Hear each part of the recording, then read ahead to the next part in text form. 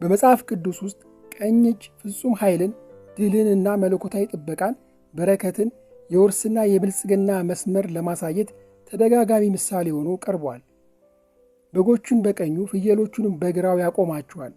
እናንተ የአባቴ ብሩካን ኑ እያለ የቀኝ ጎንን የበረከትና የጽድቅ ተምሳሌት አድርጎ ይነግረናል። ቀኝ ሲሰጥ ግራህ እንዳያይ በማለት በቀኝ እጃችን ውስጥ ያለውን የሰጪነትና የመለኮታዊ ፍሰት ምስጢር ይገልጽልናል። መዝሙረ ዳዊት ምዕራፍ 118 ቁጥር 16 ላይ የእግዚአብሔር ቀኝ ኃይልን አደረገች፣ የእግዚአብሔር ቀኝ ከፍ ከፍ አደረገችኝ ይላል። ኢሳይያስ ምዕራፍ 41 ቁጥር 10 ላይ እኔ አግዝሃለሁ፣ በጽድቄም ቀኝ እጄ እደግፍሃለሁ በማለት ቀኝ እጅ መለኮታዊ ድጋፍ የሚገለጥበት እንደሆነ ያሳየናል። መዝሙረ ዳዊት ምዕራፍ 111 ቁጥር 1 ላይ እግዚአብሔር ጌታዬን ጠላቶችን ለእግር መራገጫ እስካደርግልህ ድረስ በቀኜ ተቀመጥ አለው ይላል። በአዲስ ኪዳንም ኢየሱስ ክርስቶስ ካደገ በኋላ በእግዚአብሔር ቀኝ እንደተቀመጠ ተጽፏል። ይህ የሚያሳየው ቀኝ ጎን የክብር ሁሉ ጫፍ መሆኑን ነው። መክብብ ምዕራፍ 10 ቁጥር 2 ላይ የጠቢብ ልብ በቀኙ ነው፣ የሰነፍ ልብ ግን በግራው ነው በማለት የጠቢብ ሰው ውስጣዊ ውሳኔና አስተሳሰብ ሁልጊዜ ወደ በጎ፣ ወደ ቀናውና ወደ ተግባራዊ ቀኝ አቅጣጫ እንደሚያዘነብል ይገልጽልናል። በኢነርጂ ሳይንስና በረቂቅ መንፈሳዊ ጥናት መሠረት የቀኝ ጎናችን የሰጪነት፣ የድርጊት፣ የወንድነት፣ የጥንካሬ፣ የኃይልና የወደፊት ጉዞ መገለጫ ተደርጎ ይወሰዳል። የግራ ጎን ደግሞ ተቀባይና የውስጥ ስሜት ማዕከል ነው። በዚህ ቪዲዮ ዕድልን፣ በረከትና ስኬትን የሚስቡ በቀኝ በኩል የሚደረጉ የሚከወኑ በቀኝ እጅ የሚሰጡ 10 ነገሮችን እዘረዝራለሁ። እስከ መጨረሻው አብራችሁን ቆዩ። አንደኛ፣ ጠዋት በቀኝ ጎን መነሳት። በብዙ ሀገር ባህሎች ጠዋት በስተቀኝ በኩል የሚነሳ ሰው ቀኑን ሙሉ ቀና እንደሚሆንለት፣ ከመጥፎ መናፍስት ጥቃት እንደሚጠበቅና ከድንገተኛ መሰናክሎች እንደሚርቅ ያምናሉ።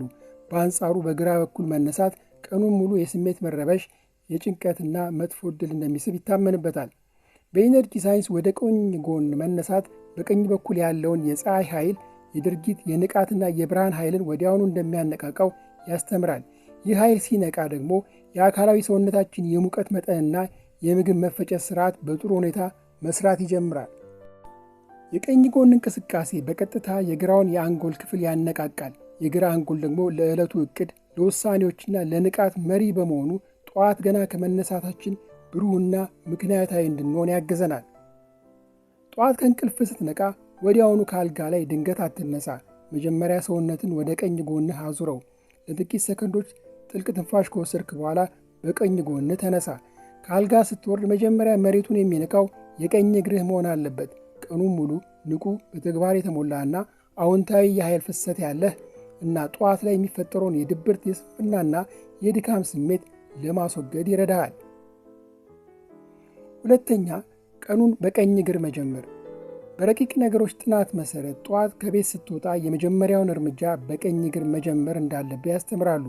ይህ ድርጊት መንገድን የቀና እንዲሆን፣ የጀመርከው ጉዳይ ያለምንም እንቅፋት እንዲቃናና ስኬትን እንዲስብ በር ይከፍታል።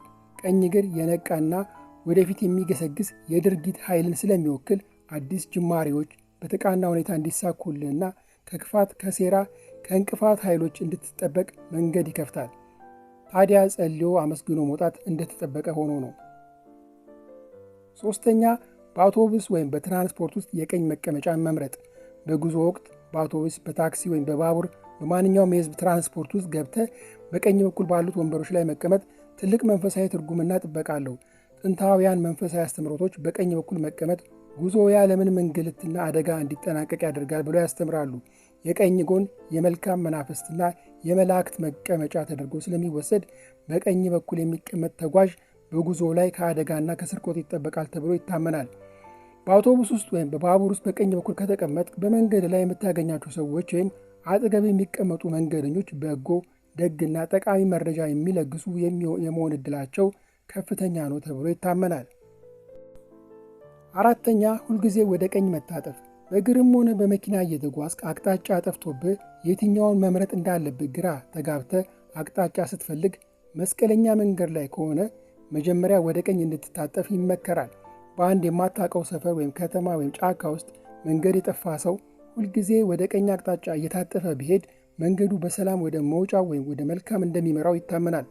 በማታውቀው ሰፈር ወይም ባልለመድከው መንገድ ላይ ስትሄድ መጀመሪያ የምታደርገው መታጠፊያው ወደ ቀኝ ከሆነ ያ ጉዞ አዲስ የሥራ ዕድል፣ የገንዘብ በረከት ወይም አስደሳች ዜና ይዞልህ ይመጣል። አምስተኛ፣ በቀኝ በኩል የሚቀመጡ ነገሮች። በመኝታ ቤት ውስጥ በአልጋ አጠገብ ቅዱሳት መንፈሳዊ መጻሕፍትን፣ ለእውቀት የሚረዱ ማስታወሻዎችን በቀኝ በኩል ማስቀመጥ በረከትን ይጨምራል።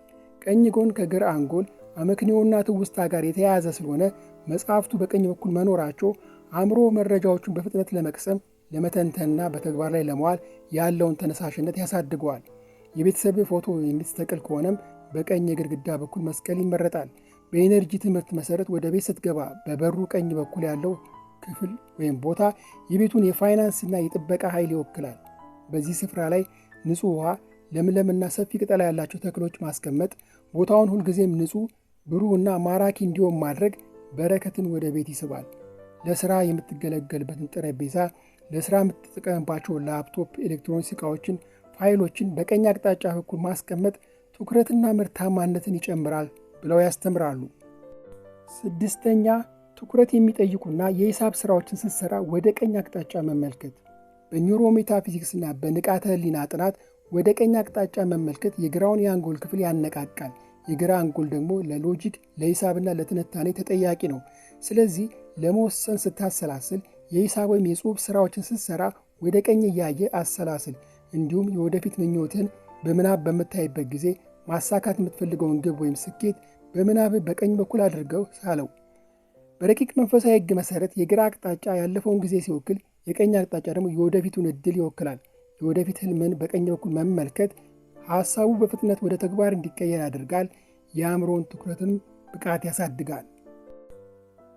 ሰባተኛ፣ የፈውስ ዘይቶችን ቀኝ እጅን በመጠቀም መቀባት። በባዮ ኤነርጂ እምነት የፈውስ ኃይልን ለማስተላለፍ ወይም ሌሎችን ለመባረክ የኃይል ማዕከሉ ቀኝ እጅ ነው። በሰውነት ላይ ለመንፈሳዊና ለፈውስ ሥራዎች የሚቀቡ እንደ ጸበል፣ እምነት፣ ቅባቶች ያሉ የፈውስ ነገሮችን በሰውነት ላይ በምትቀባበት ጊዜ ወይም ማሳጅ ሲደረግ መጀመሪያ በቀኝ እጅ በቀኝ የሰውነት ክፍል ላይ መጀመር ይገባል። ይህ በሰውነት ውስጥ ያለውን የውስጥ ሙቀትና የሴሎች የኃይል ፍሰት በማነቃቃት ዘይቱ ከፍተኛ የፈውስ ንዝረት እንዲኖረው ያደርጋል። ስምንተኛ፣ ስጦታዎችን፣ ገንዘብና ዕቃዎችን በቀኝ እጅ መስጠት።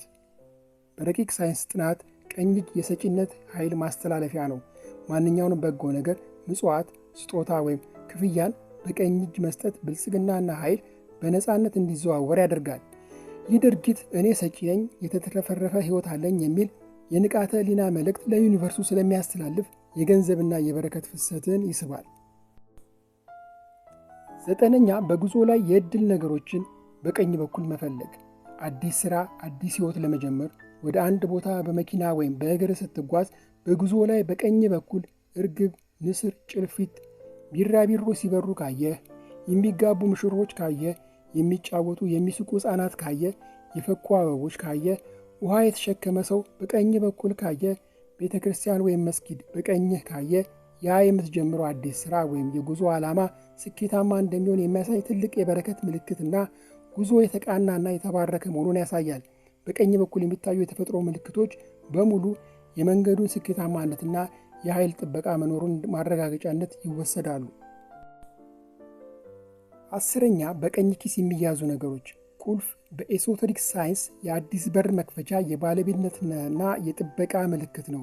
የቤትህን፣ የቢሮ ወይም የካዝናዎች ቁልፎችን ሁልጊዜ በቀኝ ኪስ መያዝ የቁጥጥርና የደህንነት ስሜት እንዲሰማ ያደርጋል። እንዲሁም ለሰው የሚሰጥ ወይም የሚከፈል ገንዘብ፣ እስክሪብቶ፣ ማስታወሻ ደብተር፣ ኤቲኤም ካርድ የመሳሰሉት በቀኝ ኪስ ውስጥ መያዝ ከሀብትና ከእቅድ መሳካት አንጻር ይመከራል።